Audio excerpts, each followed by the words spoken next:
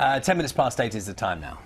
Now, as UKIP's spring conference draws to a close, its activists will today be urged to break up the stranglehold of the two main parties at the next general election. Joining us now from Margate is UKIP's leader, Nigel Farage. Very good morning to you, Mr Farage. Thank you very much for your time this morning. Good morning. I just wonder if I could pick up first on one personal note. In your speech yesterday, it has been talked about quite a lot in the papers today, inevitably. You made reference yourself to some rumours about your own health, which left some people scratching their heads rather. Can you just clarify for us, you're not ill at the moment, and what were the rumours you were talking about? Well, the rumours were that I hadn't been seen much in January and in early February, and the reason for that is I've been campaigning hard down here in Thanet. And it's led to this wave of speculation that somehow there's something very seriously wrong with me and that I'm ill, and that was going around, being gossiped about. And indeed, several of our supporters and donors and backers were ringing me saying, what's going on? So I thought I'll knock it on the head in public. I'm fine, I'm fit as a flea, 67 days to go to the election, and I'm looking forward to it. Yes, so we're looking ahead to the election. The phrase you used in your speech when you were asked about how many seats you might win was a lot of seats. Can you elaborate on that a bit for us? Well, I said we win lots of seats, which means I think we're going to win more than a handful, but I'm not going to put a precise number on this, and I'll tell you why, because this is now the most uncertain general election for 100 years. All the balls are up in the air.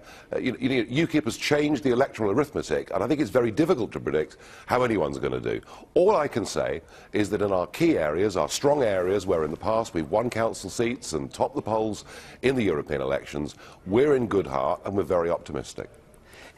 I'm sensing maybe your tone. I wonder whether your supporters sense this as well. Your tone is slightly changing from the early days of the huge rise in UKIP, which most people recognise was an extraordinary moment. I think it was described as an earthquake. Maybe that was your words.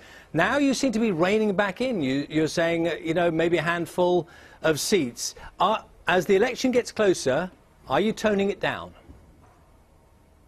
No, I mean, I think what's going to happen is we're going to come second in hundreds of seats. And certainly across the north of England, we've now emerged as the opposition party to Labour. But I can't predict, whether it's going to be 10, 20. I'm just not going to put numbers on this. And there's no expert out there can do the same thing either. The top experts say UKIP will win 5 seats across the country. And I'm saying there are 5 seats here in the county of Kent alone in which we're serious contenders. I wonder if I could ask you about one or two of the stories that have been occupying issues in the UK this week. Mohammed Al-Mwazi particularly. David Cameron yesterday expressing his confidence in MI5 as those questions remain about just what was known about him and his movements, particularly about the issue of the Home Secretary and whether those issues to do with control orders, whether there is enough power in the hands of the government to try and hold on to people, keep tabs on people who may be involved in extremist groups. What are your thoughts on that? Well, my thoughts are this. We have spent billions over the last 15 years fighting a series of endless wars in Afghanistan, Iraq, Libya, and the government even wanted to get involved in Syria. And I would say this, I think all those foreign wars have probably made things worse, not better. And I think that money and the real resources need to be spent for the security services in this country. They are trying to keep tabs on thousands of people, and they need to be properly resourced to do so.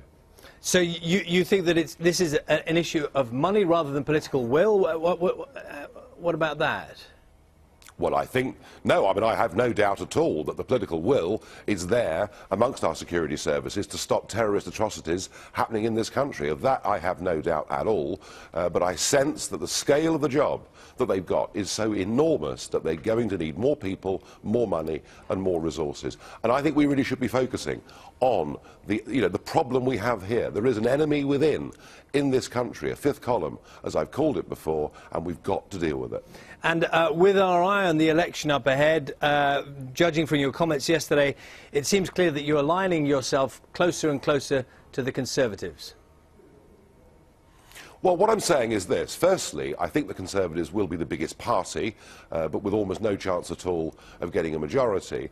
And we couldn't do anything with the Labour Party, given that Ed Miliband has turned his backs on the British people having a say, having a vote, and having a referendum on our relationship with Europe. Mr. Cameron at least has promised to do that.